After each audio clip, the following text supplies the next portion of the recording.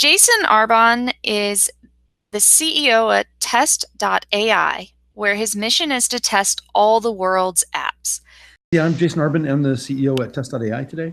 CEO is just a glorified title. I'm really a software tester that just had to go raise money. So it's the books.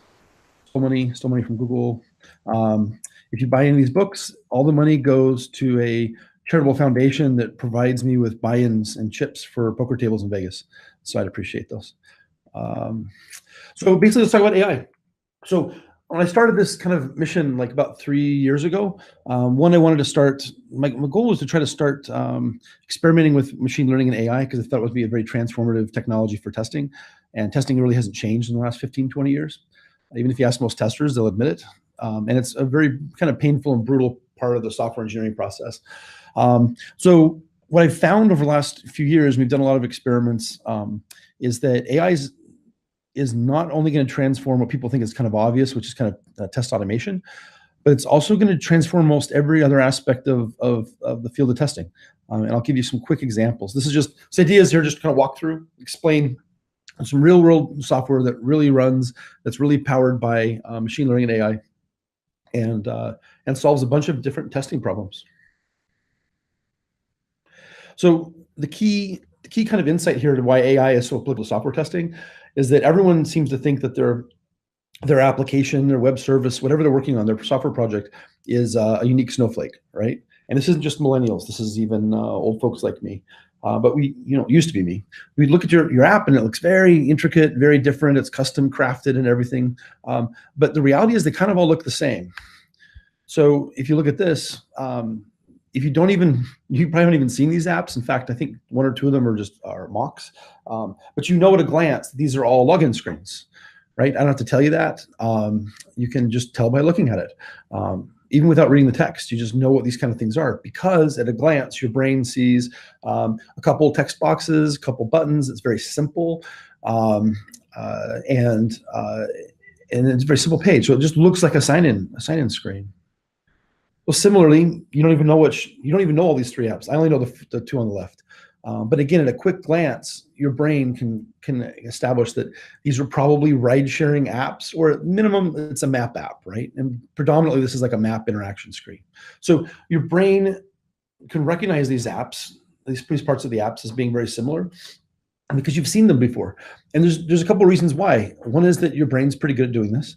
And secondly, most apps look very similar. And the reason is that, when you download an app, you launch it, you've got as an engineer, or designer, you only have a few seconds to engage that user and let them figure out how to accomplish their task in your application. So there's this convergence, especially on mobile, there's a convergence of design themes and user experiences.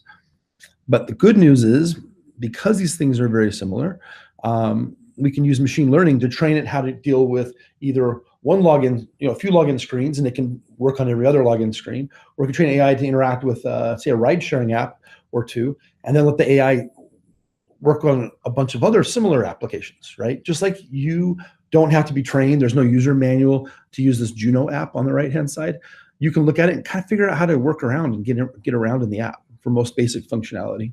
You don't need to be trained. So similarly, you can train AI, little machine learning bots, to interact with, say, Uber and Lyft, and the same code, just like your brain, can run and exercise and use Juno to book a car. So let's get into kind of more of the meat of it. So testing fundamentally is really two actions, especially regression automation, which most people think about in terms of test automation. But there's element selection. So that's the ability to find something in the application, like to find a particular button or a text box or string. And the idea is you find it so you can either send an interaction with it, a click, or send text to it, or you want to verify that it's there, right? So there's element selection. The other thing that's kind of fundamental to testing is this notion of test sequencing.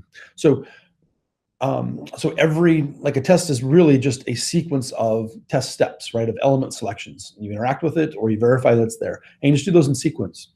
So the question is, how would you take a kind of machine learning approach to doing this today? And currently, like the legacy, I won't call them legacy yet. They're not yet legacy, but the existing systems just rely on code, right? You have to know how to program, open up an IDE, start writing programmatic code. So every step is hard coded in a file. And there's a lot of problems with that. I mean, it's expensive, it's slow, and when the app changes, you have to update the test code, and that becomes the dominant kind of cost of software testing today, is that maintenance kind of mode. And it fails at the one moment you need it. When the app changes, you want to make sure it still works. Your tests are failing. So how do we do these? How do we do these two tasks with an AI kind of first approach? So let's talk about element selection. So again, let's do this interactively, even though I can't hear or see you. I'll pretend that you're out there. But if you look at this screen really quick, what are these pictures of? Just ask yourself, ask your brain this question. And you probably figured out these are shopping carts. These are shopping cart icons, right? The cool thing is your brain did this again. Your brain did this in less than a second. If it didn't, you should probably call someone for help. But your brain probably figured out these are shopping carts, and you hadn't even looked at all of them yet. You hadn't actually specifically processed all of them. Some of them are grayed out. Some look like strange shopping carts, but your brain in a few moments was able to figure out that these are all shopping carts. So similarly, what we do with neural networks is we just get a ton of kind of classic, training, machine learning training problem. We get a bunch of pictures of shopping carts, and we train, and we get a bunch of shopping carts, and then we train a neural net to recognize shopping carts. And because they're all kind of similar, they all have some similar features and properties. We just have enough pictures. Guess what the machine does automatically? It learns how to recognize shopping carts. So it's kind of cool because now we know how to find a shopping cart element in almost any application. And then it's kind of a high-end graphic here, but you can imagine if you just have lots and lots and lots of folders of other types of things. So say, sort buttons, text, settings icons, menus, user profiles, all sorts of different types of common elements and applications. You can train neural networks to also recognize those types of things. So now we have a common vocabulary of very common elements in applications, where the machine can just look at the image of the application and recognize, hey, that's a shopping cart button. So if you tell it, go find the shopping cart, or you say, click the shopping cart icon, or you say for verification, verify there's a shopping cart icon on this page, the machine can do it. Just the neural network can do it. So how do we teach it to do step sequences? This is the more challenging part. So how do we teach a little machine learning robot AI brain how to walk through the application to, say, accomplish the task of going to the cart page, right? Well, just like a human brain does, if you launch the application and you see a bunch of different things, you can go to a product, say it's Amazon or something. You can go to a product page. You can do search and find something, or there's a cart button at the top. You can click that and get to the cart. But your brain knows how to get to the shopping cart the fastest way and the smartest way. And multiple ways to get there. You can go through a product page and click on the shopping cart icon from there and get to the shopping cart page. But how do we teach the machine? And we do it simply. We use reinforcement learning, which is very similar to how we train dogs and how I try to train my children, although they don't listen as well as machines. So what we do is we create a model of the app. We have the bots walk through the application and build a basic kind of graph picture of what the application looks like. And then offline, we do some training where we let it try tens of thousands of times to accomplish that individual step in a test case. Remember, trying to figure out how do we get it to go from one state to another state and drive that application like a test case. So we let it start at the home screen. That seems to be pretty obvious in this graph. And we start with a score of 0. So the robot has no reward and no penalty at this point. So you can kind of imagine what happens next. We basically drop a reward on this chart, on this graph, at the cart page. And we say, if the robot gets there, congratulations. We want to give it a thumbs up. And if it doesn't get there, we give it a thumbs down. So this is one epic or training session.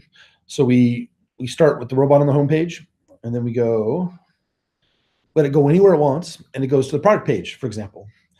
And what happens is it didn't get to where we want it to go. So we give it a -1 score. It's not horrible, but we want to tell the bot that wasn't optimal, it wasn't fantastic. And then it takes another random click. Instead of going to the home, it hits the shopping cart page because it clicked the shopping cart button. We go, congratulations, robot. You are now, well, you're maybe almost as smart as one of my kids.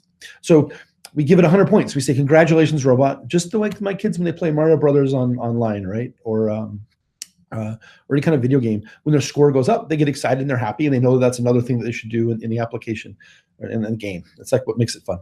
So we give the robot 100 points, but remember, it lost a point because it went off on the product page first. It wasn't the optimal way to get there. It wasn't the fastest way to get there, but it still got there.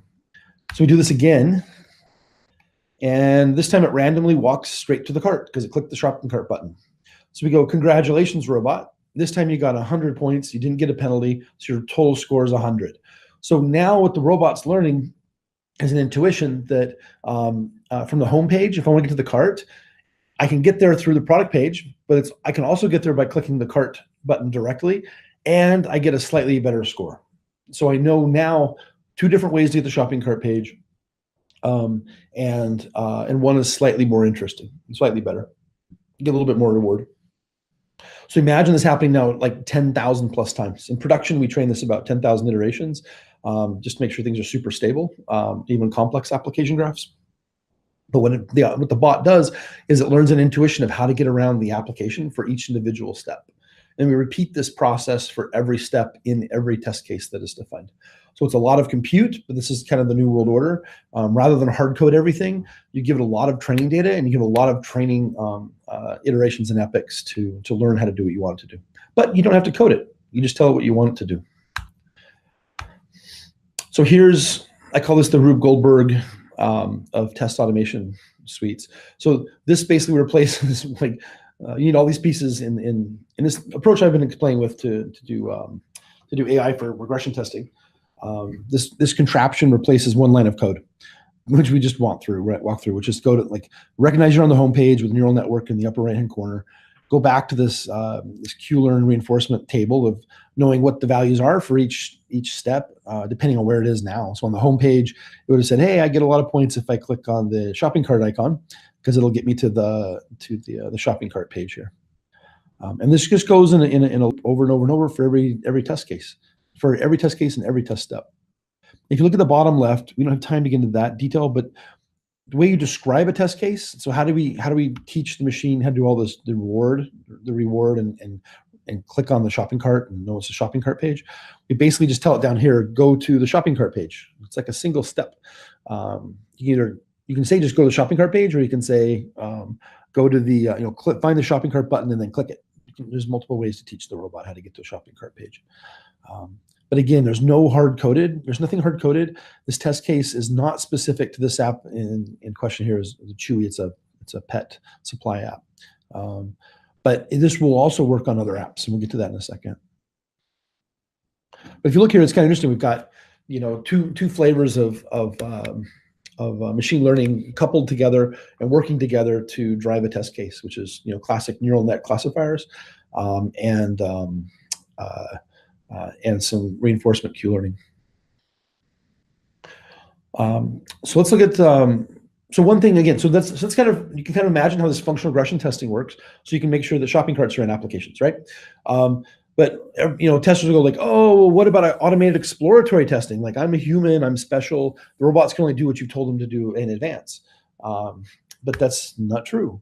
So in terms of looking at exploratory testing, you can imagine this quick little loop, and this is what runs. This runs today. This is like real running code.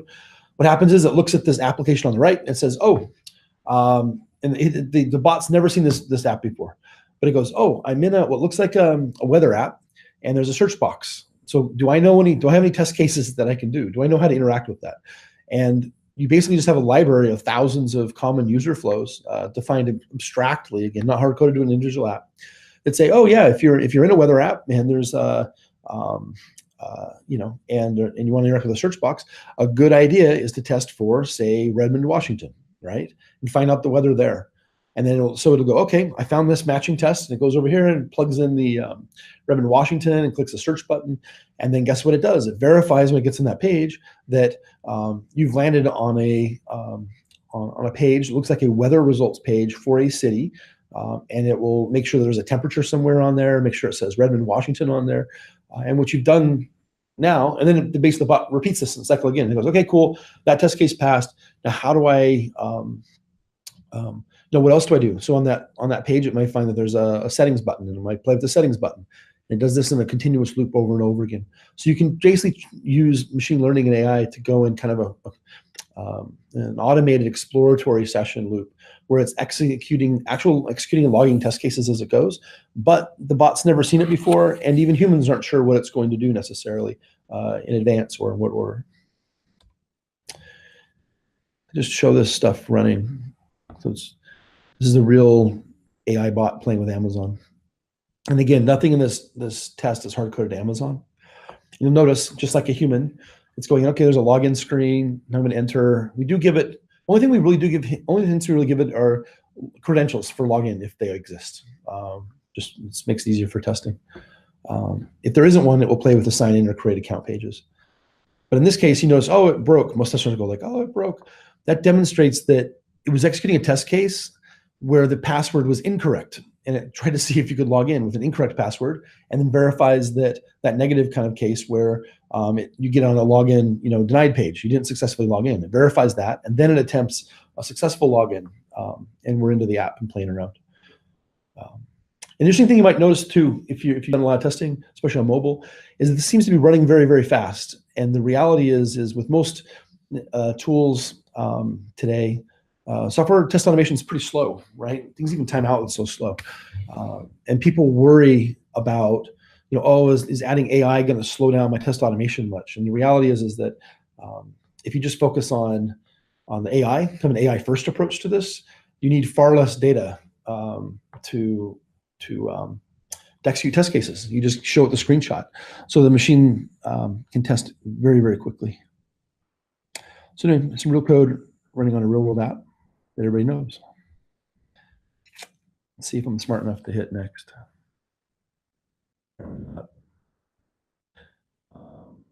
Next slide. All right, cool. So I'm trying to make testing interesting. Testing can be boring at times. And it's, by the way, sometimes videos, like if I show a video of software test automation running, people are like so unimpressed because there's nothing to see other than a bot clicking on things in an application. But so now we have like ideas we can do, write very specific regression test cases. We can do some automated exploratory testing with machine learning and AI. Well, what about basic verification tests? What about, every app has a set of maybe 20, 30, sometimes 100 test cases that the team wants run on every single build, right? These are the basic functionality. This is for the basic functionality of an application. So here is, and to be clear, I do not work with Target directly. They don't even know that I've done this as far as I know, but which is kind of cool in a minute. But here's a test flow, runs from left to right and wraps around. But we just told the robot, tell it, just go find the weekly ad. Just like you would tell a tester, make sure the weekly ad shows up because that's important to the business. It's an important part of feature of the application. We want to make sure that's in every build and running. So what we do is the human just literally types, navigate to the weekly ad, and the machine learning and AI can run through and actually find and verify that the weekly ad shows up in the application. And again, the AI never saw a Target app before. It doesn't care. It just works like a human would. You can see here, this is just kind of a zoom out. You can see it's pretty quick to find and execute tens, hundreds, and even thousands of tests for a particular application. These are just different test case flows for the Target app. So that's kind of cool. We can write very basic tests and verify basic functionality with very, very little, with no code and very, very little hints on how to execute the test. The AI does most of the heavy lifting. But the most beautiful thing that gets me excited about AI and as applied to testing is that it basically means, if you kind of see what we're leading up to, AI means that test artifacts and test logic and these things are reusable for the first time. Today, every team, when they have a new app, they just start writing tests from scratch, right? Like literally they start from scratch. And they think everything's a custom selector or magic ID in the application, and everything is hard-coded to that one application. It's a shame that we call ourselves an engineering discipline, but we can't even reuse most of our IP and most of our work.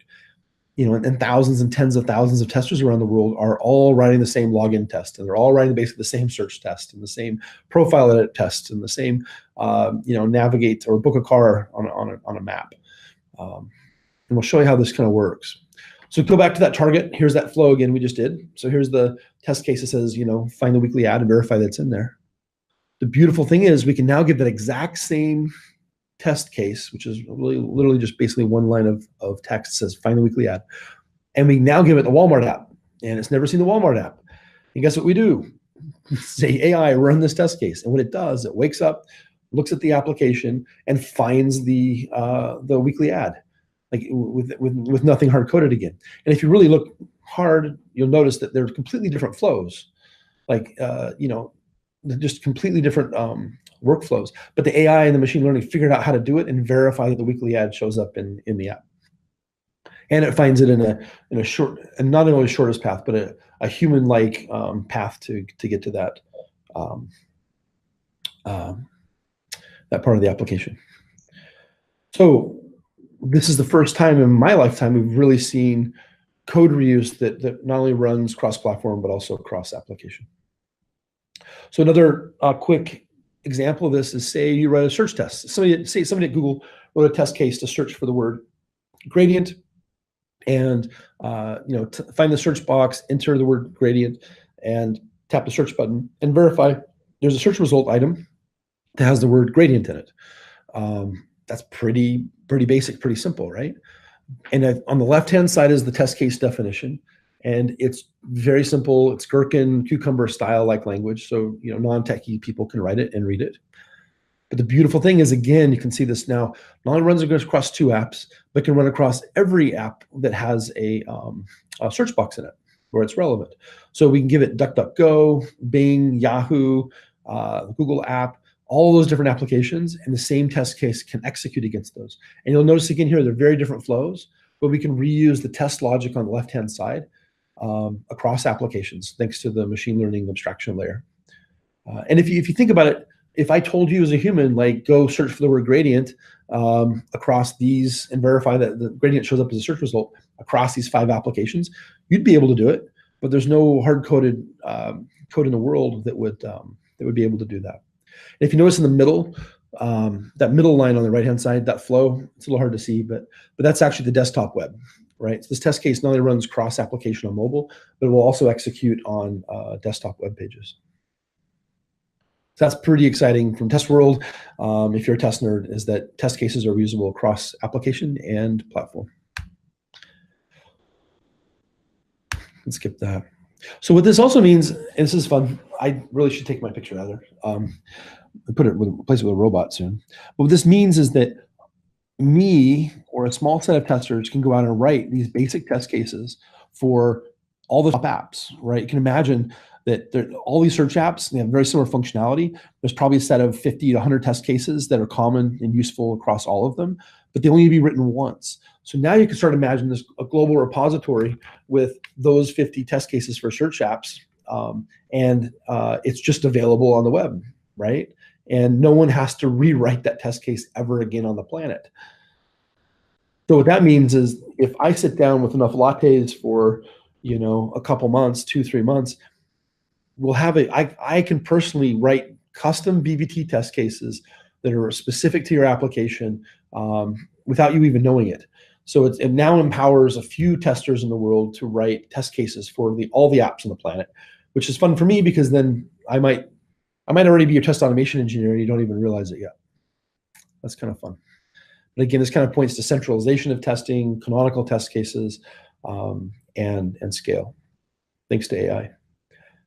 Here's a quick screenshot of a lot of screenshots. It's a little bit meta, but this is a wall we have at work that shows all these different apps in different states of test case execution.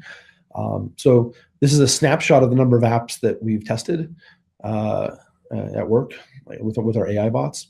And literally, we've tested tens and tens of thousands. This is a small sliver of them. But you start to get an idea of the enormity of and the power of reuse with AI when you look at this, because I think there's not been any other tester on the planet that's been able to test this many applications with automation and with specific test cases.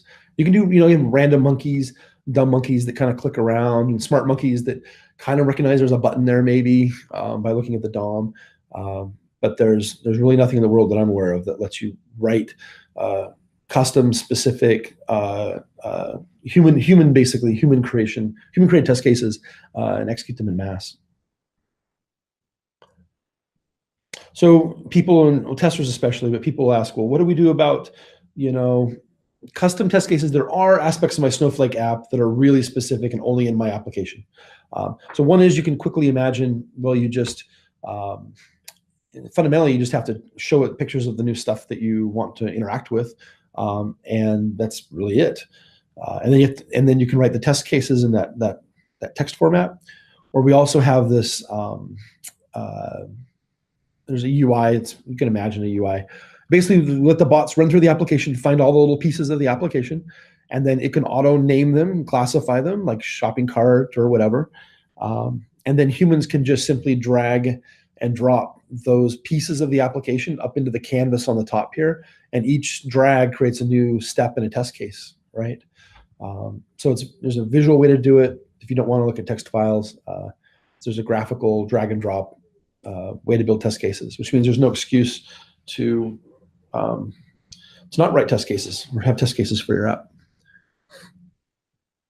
So let's talk about performance. So a lot of people care about performance, especially these days. So what can AI and machine learning do for us in the world of performance? And if you notice the bots, since they look at the screen like a human does, they can basically check on every step how long it takes for that screen to stabilize from the end user's perspective. We have a lot of API tests. We have performance API tests, performance for like page load rendering, like based on the DOM or whatever under the hood. But really, what matters is if the user thinks the page is done loading.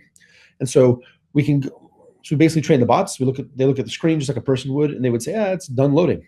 And so these are that we keep track of the timing for every step in every test case that's executed. And the beautiful thing about this is not only can you just measure this performance that's kind of built into the ML execution, but you can do some competitive stuff. And this is where things get really exciting because of AI. Prior to AI, you'd not be able to run test cases on multiple news applications, right? Like NPR, New York Times, CNN. Like if you worked at CNN, you barely have enough time to write test cases for your own app, let alone all of your competitors. But with AI and with it running in mass at scale, the beautiful thing is you can now do comparative and competitive analysis. So the NPR folks now, if you're listening, your article page load time is about 1.3 seconds on average. Guess what? CNN's is like half of that at 619 milliseconds. So the NPR folks probably should think about focusing on performance, and they may not be as fast as they think they are. And they also should realize that it's possible to get their article page load timing cut in half.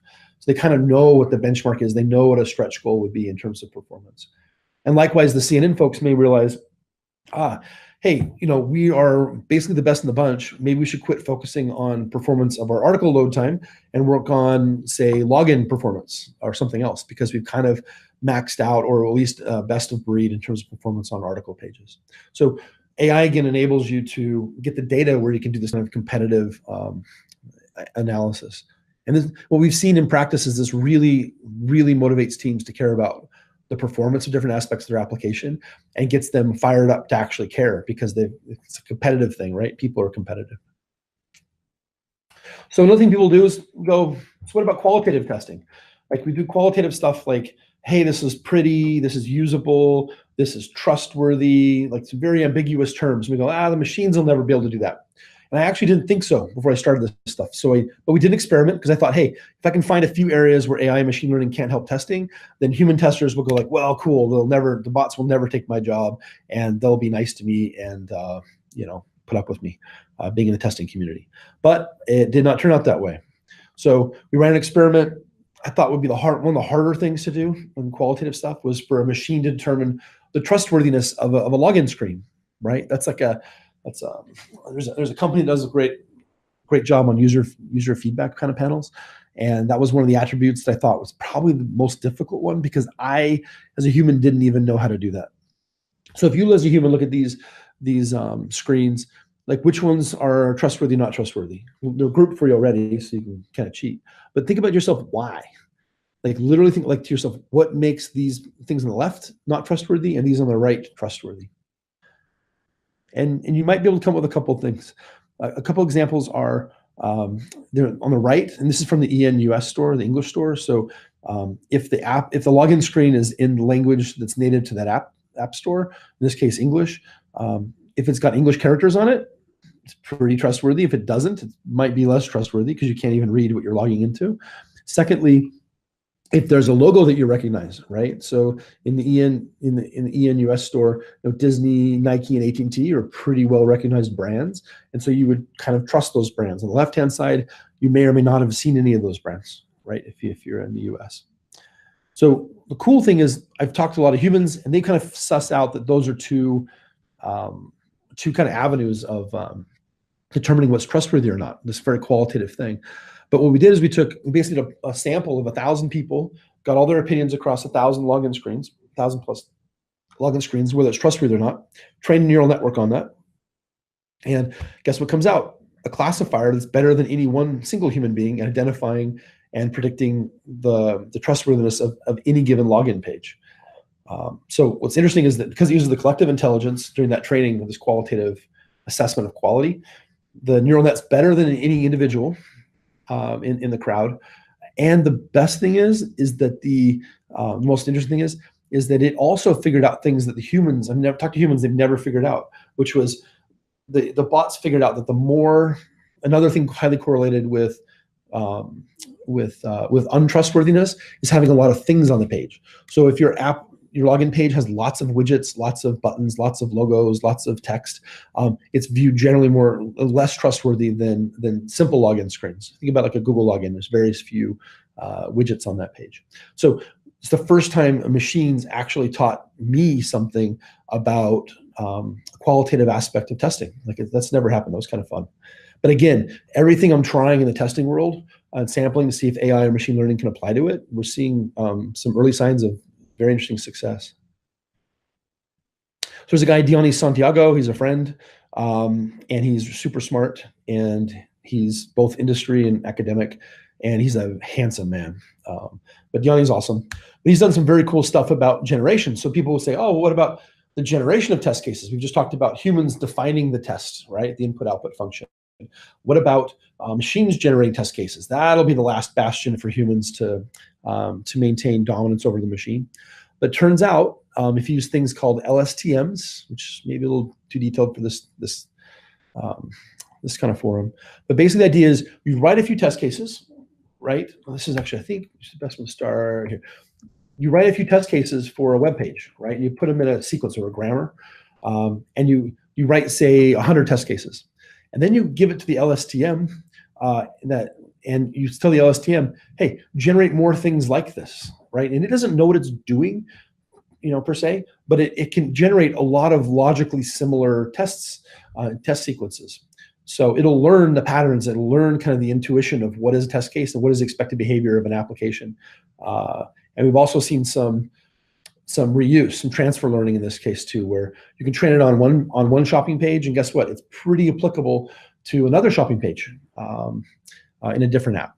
So we can not only can the AI generate more test cases and test coverage, but it can also transfer to other applications. So that's a pretty big deal. And this the paper was just published a couple months ago. And lastly, if you think about what about unsupervised learning, right? And what about production log data? Data we don't even know what the input-output function should be. How can AI machine learning test a system like that?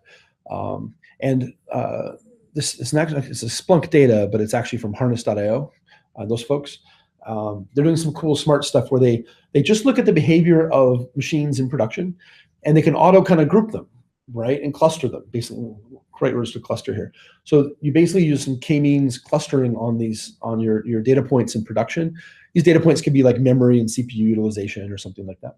But it will find machines that are behaving similar. But not only that, it'll find the outliers, right? So I think for example, in this one, like if all your machines were the same type of machine type, they're the red dots, but these blue guys are behaving weirdly, right? Maybe they have higher CPU and higher memory than everybody else. But it can automatically, without giving it rules. There's no rules. It's not like you set a baseline and you see if the machine gets faster or slower than what you've seen before, or using more or less CPU. You let them, with k-means clustering, you basically can just let the machine suss out based on pure random easy things like just log file text. It can figure out which machines are behaving differently than the others. Like that Sesame Street thing, right? Like I said, one of these kids is not like the others or whatever. It just works with like almost no code. You just have to process and ingest the log file text. So again, unsupervised learning, and even when you don't know the input-output function, machine learning's um, helping people in production identify misbehaving or poorly behaving machines. So kind of in summary here, no test needs to be written twice. This is like the major new thing. If you think about anything with AI and machine learning regarding testing, the amazing step function in all this is test case reuse. So we don't have to keep wasting our lives writing the same stupid tests on every new stupid app. The other big thing is that with the sharing, that all teams, especially agile teams that don't have time to write their own test libraries, can benefit from other teams and other people in the world writing test cases that are reusable. And importantly, it lets them benchmark their application, whether it's performance or the user flows. Like, is it easier to get the weekly ad in Target versus Walmart? Is it faster to load the weekly ad in Target or Walmart? And that should be pretty interesting data. In fact, we know it has been in the past for Walmart. It's pretty interesting benchmarking data. But this is new. And it's that benchmarking lets you come up with, not just have a particular performance number or number of steps in a flow, but how you can compare it. So quality is now not just quantified in a way, but it's relatively qualified. So you can tell how bad or how good it is. That's a pretty big change in testing.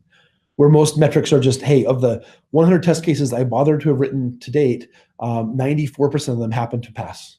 Like that's really where the state of the art is today. So I think this ability to benchmark and reuse is a big deal. So again, we kind of crossed a pretty wide cross section of testing activities and seen how AI and machine learning today, not in the future, not somehow the machines will be helpful, but they're already helpful, they're already practical, it's already running and starting to add value in the testing world today. So if you want to connect, I'm Jason at Test AI. I answer most of my emails, and I'm also on LinkedIn, and I nerd out there. If you have any more deep dives on some of the architecture of this stuff or anything else, you can see me on LinkedIn. And lastly, if you're really a testing nerd interested in applying AI, I don't have a slide for it, but if you're interested in applying AI or machine learning to testing, or you have things to share with the community, just go to AItesting.org. And we kind of have a mailing list and a distribution point for sharing news as this field is rapidly changing.